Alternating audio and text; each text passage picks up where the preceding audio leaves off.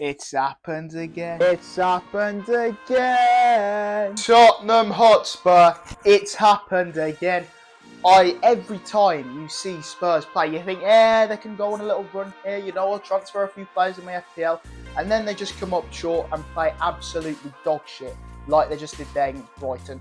Postecoglou blaming the players. I mean, mate, you've got to look at yourself when you're 2-0 up and then you're getting spanked 3-2 in the space of not even 30 minutes, was it? It was like 20 minutes into the second half. It was terrible. And Spurs, let's be honest, the first half were very good. Their high line works and them breaking in to Brighton's high line, Werner especially, time and time again. Turbo Timo, again, should have probably scored. He's shooting and his decision making is awful. But we have to give it to him. Brennan Johnson scoring 6 goals. Maddison scoring a goal, which the Brighton keeper should have saved. But Spurs were doing well, and you thought they're going to smack them 4-0, or they're at least going to win. It's in their hands, sort of thing. And they ended up absolutely losing the pot. Once that goal went in, that to make it 2-1, they crumbled. And it's 2-0, as they say, is the most dangerous scoreline in the game. And it really proved itself today because Spurs conceded that goal and their heads dropped. They didn't know what to do with Mitoma. They didn't know what to do with the high attack from Brighton with a Stupian coming on and the change in tactics that the manager did. Ange just sat there like this, big Ange, watching in disbelief. I mean, come on, mate. I get it if you're watching disbelief for the first 10 minutes. Make some changes. People were getting rinsed out there. Doggy was getting rinsed. Matone was just doing whatever he could do. He was not stopped in any way, or at least trying to be suppressed in a way where, maybe you bring on this sort of player to defend against him. Maybe you switch the system around. He just stuck to his guns. Maybe thinking, I don't know what he's thinking, to be honest. And then he gets really angry in the press conference. And he does get angry a lot, doesn't he? He's a bit like of a character. But blaming all the players when, their heads are going to drop once they conceded that second one. And then Danny Welbeck scoring that third. I mean, it was just like, bush, bang, bang, bang. It was unbelievable from Brighton.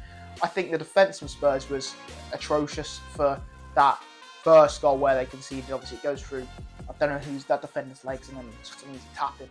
But Brighton worked back into the game really well, and they had the momentum. And football, I will be honest, is a game of momentum at times, Whatever that Brighton manager has said to them at half-time, it has gave them motivation and, like, that extra push to spur on.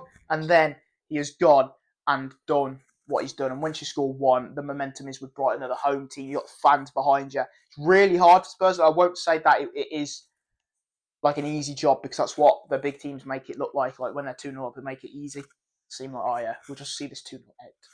And Brighton overran Spurs in the second half. I thought it was really good from whoever that manager is. I don't even know Brighton's manager, but they always seem, at the moment, ever since like Graham Potter and the manager before that, they've had this sort of, I don't know, like, I never saw Brighton as a team where I think they play attractive football. I can't remember who their manager was just before Graham Potter, but since he came in, then there's obviously Potter, De Zerbi. They've always managed to get these regions when they've sold players, and now they seem to just be a great attacking team who can, on their day, fuck anyone up. And they did that to Spurs, and Spurs will be looking at themselves thinking, what have we just done? I'm pretty sure they're like mid-table, are they? And Brighton might be 2 points ahead of them now, something like that. So for all the joy they had against Man United, they have been dealt a sucker blow before the international break. The only highlight for them will be Brennan Johnson. Solanke played okay, but they should have buried that game. And the fact that they haven't got the players to do that, or maybe the experience to do that, I'm saying he's going to win a trophy this season. Let's see, mate, you Aussie fella, because when he's going, I always win in my second season, I always win silverware in my second season, mate, we expect you to deliver now, because you've been at Celtic, you've been at all these Australian clubs. Spurs is a different ball game, because there's been so many managers, Mourinho, Conte, who have tried to win silverware and it's never worked. I mean, Mourinho was very unlucky when he got sacked before the Carabao Cup final. That is stupidity. I don't know why they did that, but Daniel Levy is obviously wanting to chase the trophy, the silverware, and Spurs fans will love it when they do eventually win it, if they ever do, because it just feels like it's ingrained into their DNA. No matter what manager you're getting, no matter who you sign, they will have some great players. They've had the Harry Kane, they've had Son who has stayed, but ultimately their career is almost halted if you stay at Spurs, because you might have a good season, but you're never going to win any trophies. And like Harry Kane, he's 31 now and he ain't won a single trophy. And that's just what's happens at Spurs. So we'll have to see what he does after the international break, whoever Spurs have got. But that was a tragic second half. They're going to have to stare at themselves down, look themselves in the mirror and say, what must I do?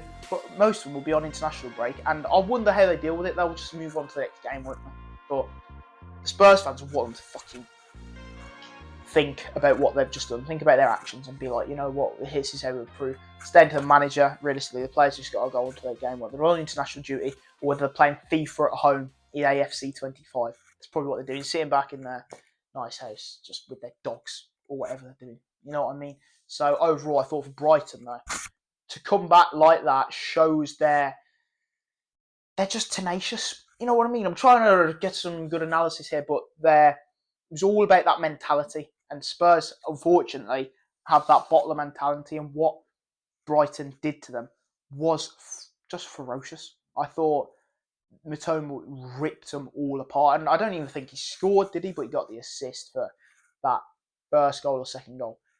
He just destroyed them down that left-hand side. And that's what a good player can do. When you let a good player play, there's only one outcome that's going to happen. They're either going to have more success or they're just going to keep doing what they're doing. They're not going to magically drop off if they're having a good game. So I don't know what Andrew's really thinking there. He needs to, look at himself and think, all right, in this situation, what could I do? Because the best managers would have changed the system somehow. His subs were ass, and it just seems like he tries the same sort of substitution no matter what game, no matter how it's going. It's like, okay, this guy's done well for bench before, I'll just play him.